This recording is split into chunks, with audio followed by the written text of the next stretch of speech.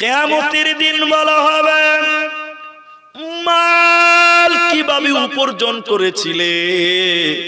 এটা আরো গুরুত্বপূর্ণ। আল্লাহ বলবেন কিয়ামতের দিন, এর হবিবর জামিরুল, আরে আব্দুল খাবির, তোর জীবনে আমি দিয়েছিলাম 50 লক্ষ টাকা, 1 কোটি টাকা, 5 কোটি টাকা। টাকা কিভাবে উপার্জন করেছিলা আমাকে তিলে তিলে তিলে তিলে বুঝিয়ে দিতে হবে। মাল কিভাবে ইনকাম করলেন, আল্লাহকে ইনকাম ট্যাক্স দিতে হবে।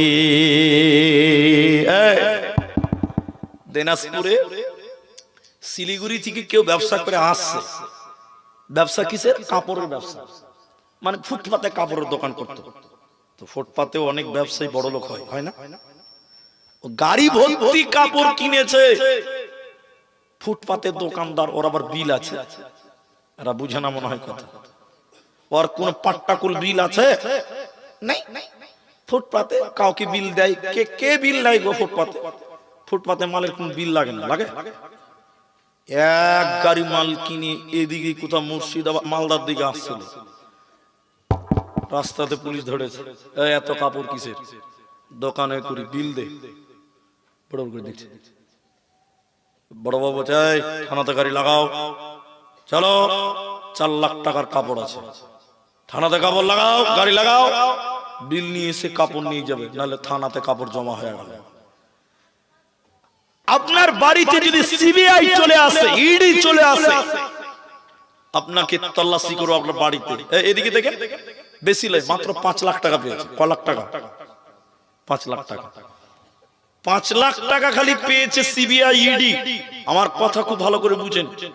কিচ্ছু বলবে না, আপনাকে মারবেও না, পিটবেও না, ধমকও দিবে না, কিচ্ছু করবে না। খালি বলবে যে এই টাকার ট্যাক্স কোথায় বলো। কথা বুঝতে পারেন? হ্যাঁ না বলে। টাকার উৎস কোথায়, কোথা থেকে এত টাকা বাড়িতে এলো, কি করো, কোন ব্যবসা থেকে এসেছে, ওই ব্যবসার হিসাবটা দাও। যদি হিসাব দিতে পারেন চলে যাও, কোনো ব্যাপার না। যদি না দিতে পারেন সঙ্গে সঙ্গে কান ধরে মামুর বাড়ি নিয়ে যাবে। কথা বুঝতে পারেন কিনা? এরা বুঝতে পারেনি। শুনেলেন, কিয়ামতের দিন আল্লাহ বলবেন 3 নাম্বার প্রশ্ন, আরে পৃথিবীর লোক, তোমার জীবনে 5 কোটি টাকা 60 বছরে কামাই করেছিল। আল্লাহর কাছে সব লেখা আছে, টাকাগুলো কিভাবে কামাই করেছিল, ইনকাম ট্যাক্স তুমি জমা করো। আল্লাহকে তিলে তিলে বুঝিয়ে দিতে হবে। আল্লাহ এটা ধানের জমি থেকে এসেছিল, এটা কাপড়ের দোকান থেকে পেয়েছিলাম, আল্লাহ ওটা চায়ের দোকান থেকে এসেছিলাম, ওটা দালালি করে খেয়েছিলাম, ওটা বেঈমানি করে 1 লাখ টাকা এনেছিলাম। প্রতিটি টাকার হিসাব তিলে তিলে তিলে তিলে দিতে হবে। এই জন্য নবী আফসোস করে বলেন, আল্লাহর নবী বলছেন, শোনো, ইয়াতি আলান নাসি জামান, এমন একটা জামানা আসবে রে, মানুষেরা তাওয়াক্কা করবে না, মানুষেরা পরোয়া করবে না যে টাকা কিভাবে কামাই করলো, কেউ চিন্তা ভাবনা করবে না। হালাল না হারাম সঠিক পন্থায় না বেঈমানি করে এলো, টাকা যে মূল্যে যেভাবে আসুক গ্রহণ করবে, কেউ তাওয়াক্কা করবে না। আল্লাহর নবী বলছেন, এই মালের কারণে কিয়ামতের দিন তোমাকে টেনে হিচড়ে জাহান্নাম দেওয়া হবে, তোমার উপায় রবে না, থাকবে না, বাঁচবে না। আর একটু দেখেন আমার দিকে। 4 নম্বর প্রশ্নটা এখনই বলে দিব, কারণ দুটাকে অ্যাপ্রোচ করতে হবে, দুটাকে মিলাতে হবে। 4 নম্বর কি? মাল কিভাবে খরচা করেছো, কামাই করেছো, একটা দিক গেল। 4 নম্বর কি প্রশ্ন? কিভাবে খরচ করেছিলা? তুমি তো 5 কোটি টাকার মালিক ছিলে, খরচ কিভাবে করেছো সেটাও বলো। এদিকে দেখেন, আমার দিকে দেখেন। টাকা আমার, যা ইচ্ছা তা করব, চলবে? বলুন।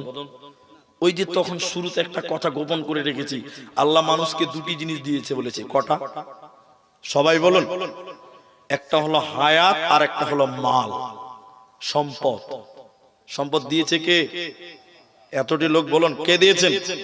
আল্লাহ দিয়েছেন। এই সম্পদ কিভাবে খরচ করেছো প্রতিটি মালের তিলে তিলে করে হিসাব দিতে হবে।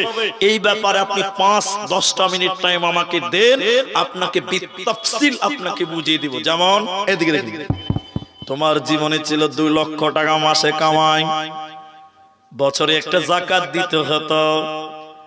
এই কিয়ামতের দিন ফেরেশতারা কলার ধরে বলবে যাকাত, এই যাকাত, যাকাত, যাকাতের হিসাব নাই, ফেসে গেলেন, যাকাত দিলেন না। এলাকাতে এতিম মিসকিন ছিল, ওদের হক আপনি দেননি ঈদের দিন। আল্লাহ বলবেন মালটা খরচ হয়নি, ফেসে গেলেন। এজন্য শুনেলেন কিয়ামতের দিন 4 নাম্বার যে প্রশ্নটা করা হবে, মাল কিভাবে ইনকাম করেছো আর কিভাবে খরচ করেছো, এই দুটি প্রশ্ন কিয়ামতের দিন তিলে তিলে আল্লাহকে বুঝিয়ে দিতে হবে। একটা টাকা পর্যন্ত গোপন করা যাবে না। আমার দিকে দেখেন ভাইজান, কষ্ট পাবেন না। মনে করলেন ফেরেশতা আপনাকে ধরেছে কিয়ামতের দিন। ফেরেশতা, এই আব্দুর রহমান, এই হাবিবুর, বলো টাকা তো মেলাই ছিল, তুই কি খরচ করেছিল, কোন পথে করেছো বলো দেখি একটু শুনি। আল্লাহ বলছেন, তাহলে আপনি বলছেন ইসলামপুর উত্তরপাড়া জালসাতে দিয়েছিলাম 10,000 টাকা। আল্লাহ বলছে ঠিক আছে। ইসলামপুর মার্কাজে জালসাতে দিয়েছিলাম 50,000 টাকা। আল্লাহ বলছে ভালো করেছো। তারপরে ইসলামপুরে দক্ষিণ পাড়া ওয়াক্তে মসজিদে দিয়েছিলাম 3,000 টাকা। ওয়াক্তে মসজিদ ঠিক আছে। এটা ইয়েতিম কাঁদছে, ঈদের দিন দিলাম 1,000 টাকা, কাপড় চোপড় কিনবে বাস। এটা বিধবা, বাড়িতে চাল ছিল না, 1 বস্তা চাল দিয়েছিলাম। আল্লাহ বলছে খুব ভালো, খুব ভালো। তারপরে বলছে যে পার্টির লোকেরা গান করবে বলছিল, আল্লাহ মাত্র 20 টাকা দিয়েছিলাম। আল্লাহ বলছে কেন দিয়েছিলি বল, বলেন কে উত্তর দিবে, বলো যা, কে দিবে উত্তর? আমি বলবো 20 টাকা এই লিগে দিয়েছিলাম।